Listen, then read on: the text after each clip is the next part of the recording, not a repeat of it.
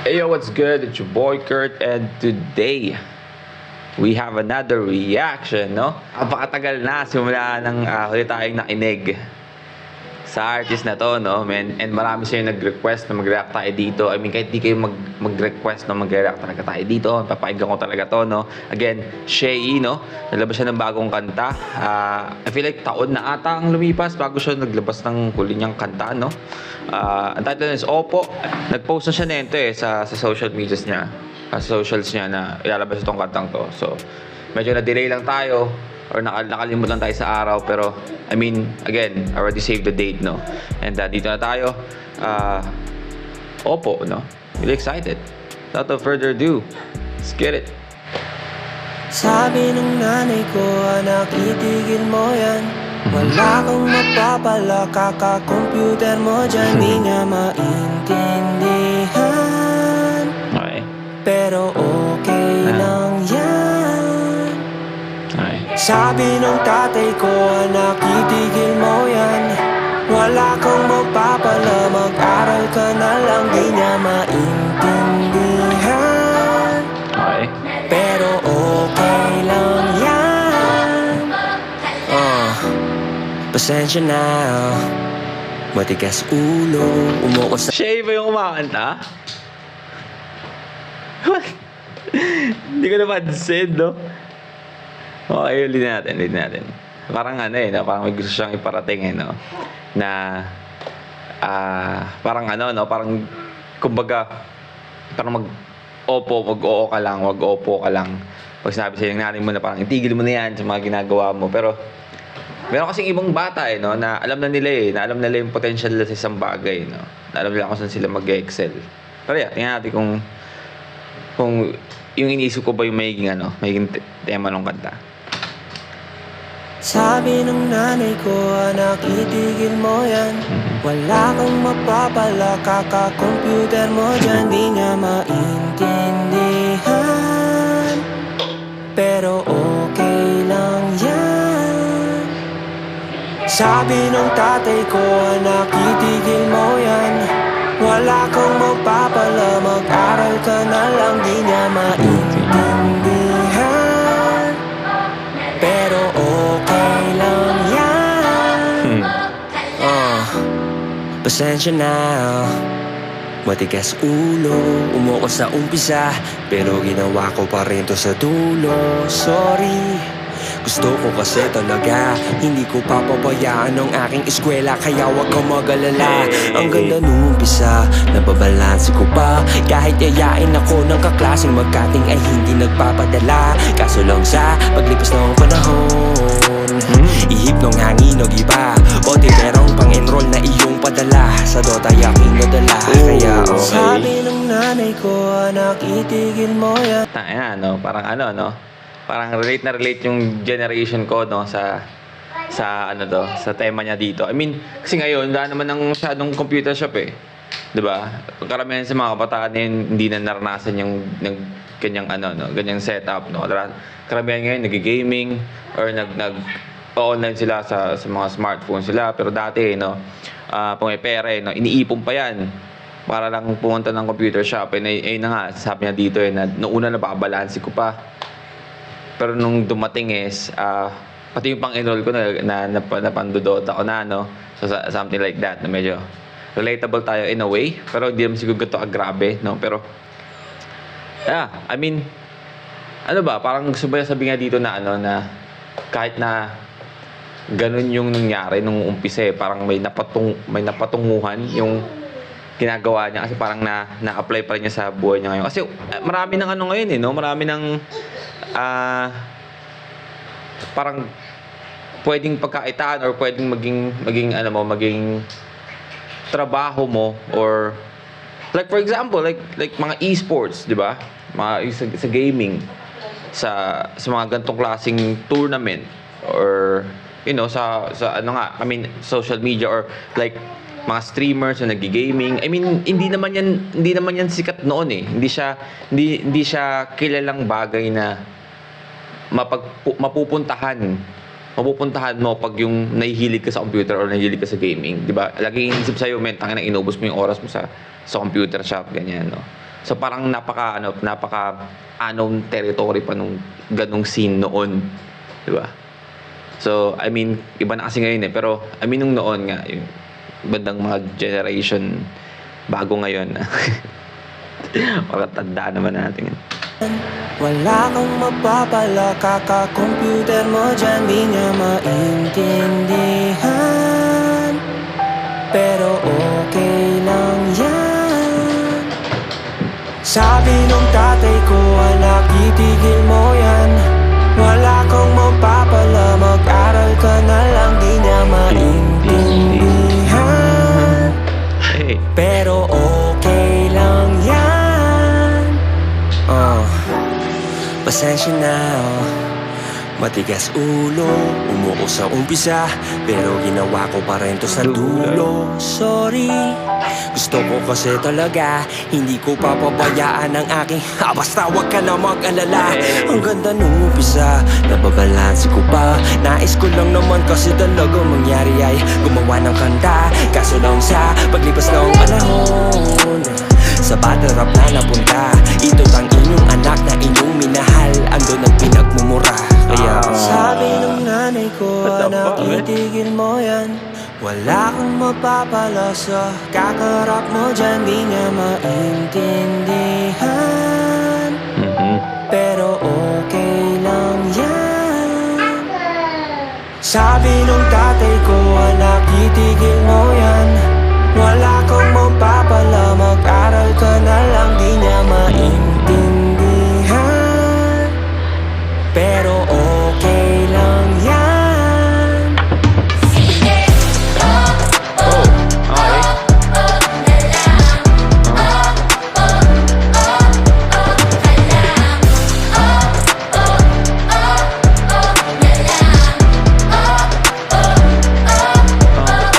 Gumuho ang mundo ko nung Ay, pause muna natin doon. No? Kasi ang ganda noon, no? Parang ginawa niya yung... Kailan ba yung kanta ni J. Cole? Kasama niya si ano? Wait lang ah. Wait lang. Ayun, yung kanta pala ni Lil Durk. Kasama niya si J. Cole, yung All My Life. All My Life. Basta yun. Parang yung part na parang ad-lib na ginamit niya yung sa... Kaya lang. Ginawa niya ng parang chant ngayon. Yung parang chant yung dating dun sa parang pangalawang chorus. Ang ganda nun. Ang ganda ng ginawa niya dun. No? Parang lalo mong na-appreciate yung yung hook nung nilagay niya yun sa pangalawa. Diba? Kasi parang yung unang hook parang medyo bitin eh. Yan. Tapos, as you can see, siguro parang tungkol to sa sarili niya, no? Kung ano yung mga bagay na ginagawa niya dati na siguro masabi nating parang walang kasiguruhan dati, no?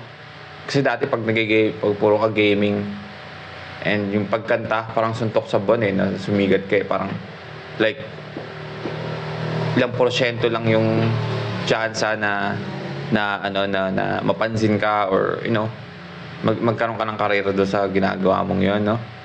Kasi I mean lahat ng yun nabanggit niya, yung pag-gaming, pag-computer or yung paggawa ng kanta, yun yung ginagawa niya ngayon eh. Right? Yeah. Ano ka na, anak, pagkaaral mo? Kamusta? May bagsak ka ba?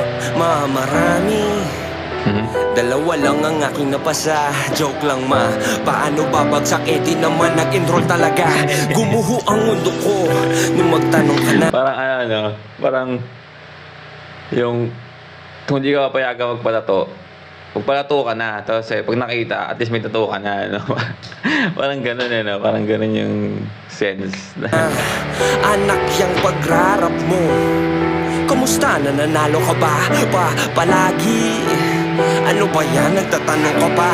Joke lang ba? Sabo na ang aking talo. Panalo ko ay dalawa. Kaya malamang sasabihin nyo na naman sa akin. Dapat nakinig na ako. Nakinig naman ako, hindi lang sumunod. Kayo, nakinig ba kayo? Diba ang lagi nyong sinasabi sa akin? Dapat itigil ko na to. Hindi naman ako magaling sa gato. Magaling lang kapag gagawin gusto nyo. Hindi pa nga ako tapos magpaliwanag. Oh shit, man.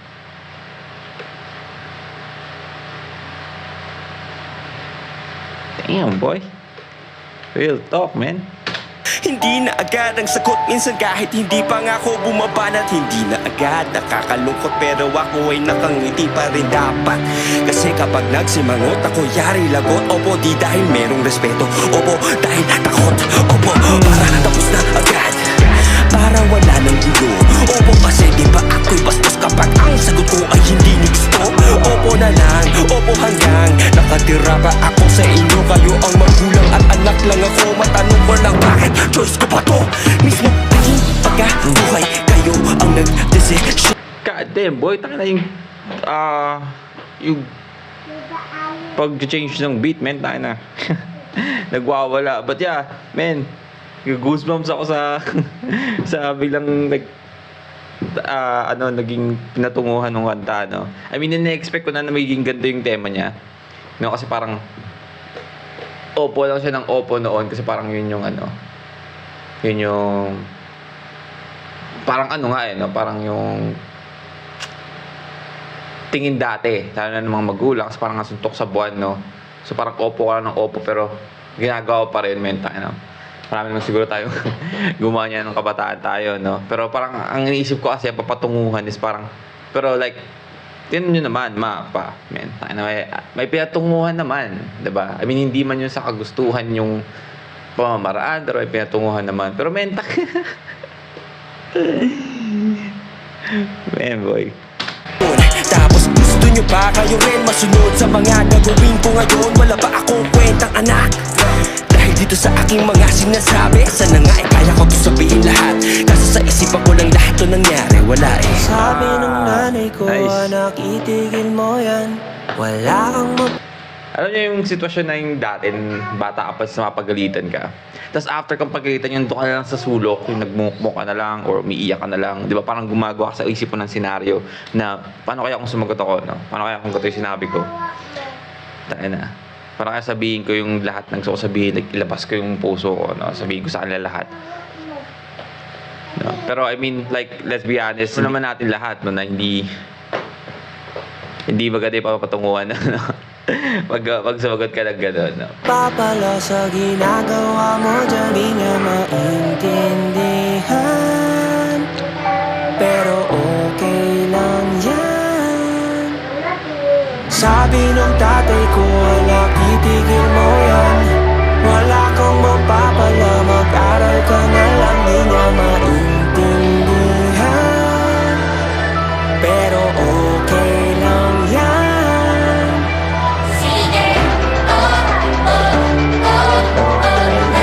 Ang ganda talaga ng ginawa niya dito.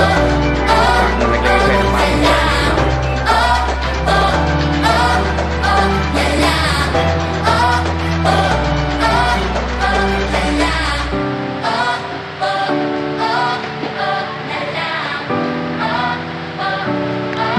maganda gawa natin ng music video eh. Alright, well that's Shay, no? Opo. Tangina. Man. Speechless ako doon, no? Magaling talaga si Shay gumawa ng mga kanta or magsulat ng kanta na sobrang totoo, no? Hindi pong ma-relate ka talaga eh. Hindi pong lahat kayo kahit anong estado mararamdaman nyo, no? Mahirap ka man, mayaman ka man, no? Na kayo na nga opo lang ako ng opo ngayon kasi dito pa ako, nakatira pa ako sa poder nyo eh, no?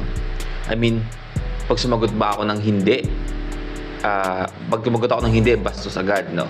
Tapos pag sumagot naman ako ng opo, mentang ina, yung gagawin ko is choice ko ba yan? Di ba? Parang choice nyo yan, eh. Parang hindi nyo ako binibigyan ng sariling desisyon sa kung ano yung gusto kong gawin. Pero at the same time, no? Kasi magulang na rin ako ngayon, no? Kaya ngayon mas naiintindihan ko na rin na hindi natin masisi, no? Kasi hindi naman lahat ng choices na ginagawa ng mga anak or ng mga kabataan tama, di ba? Alam naman natin yan. Kaya nga andyan yung magulang para mag-guide or, guidance para sa kung ano yung gusto lang tahakin. I mean, siguro, pinagkaiba na lang ng mga magulang ngayon sa mga magulang noon is mas malawak na yung utak nila sa mga bagay-bagay, no? Pag nakakita nilang merong parang talent talaga, maliban na sa iba, pero para sa akin naman ganun, no, na pwede siya ma-excel doon, no, na gusto talaga niyang gawin. I mean, sige lang, no, pero at the same time, yun na nga, wag sanang papabayaan kung ano yung ginagawa niya ngayon, di ba? Hindi naman kailangan na bitawan niya yung isa para lang magawa niya yung isa, no? Mas maganda na meron pa ring kalayaan yung bata na mag-decision kung ano yung gusto niyang gawin, lalo na kung wala namang masama, no? Pero yun na nga, nabanggit ko nung una, dati nga yung gaming and yung pag-rap or paggawa ng kanta, yung pag-battle rap is parang napaka bago pa sa pandinig ng mga magulang noon. Napakiramdam nila hindi ka naman wala ka naman papupuntahan sa ginagawa mong yan, no? So, hindi natin sila masisi, no, kung bakit puro hindi. Pero syempre, pwede nga itong i-relate sa napakaraming bagay, no? Maraming mga taong makaka-relate dito sa hindi lang kung ano yung sa pinaka-topic mismo na pinag-uusapan niya dito, no? But yeah, again, napakagandang kanta, may napakadaming layer, no? I mean, minsan lang maglabas ng kanta si Shay, pero solid. Basta, maraming salamat sa mga nag-request, no? Napakagandang kanta. Sulit yung intay, no? Pero Shay, as in yung album, hanggang ngayon wala pa rin. 2021 pa yun, no? So yeah, sana gusto niyo yung reaction natin, no? Leave a like and subscribe. Kung gusto niyo mag-react sa yung artist, singer, rapper, song, just comment down below. We're going to react to it. And yeah, that's it for me today. See you on my next vid. Stay awesome. Peace.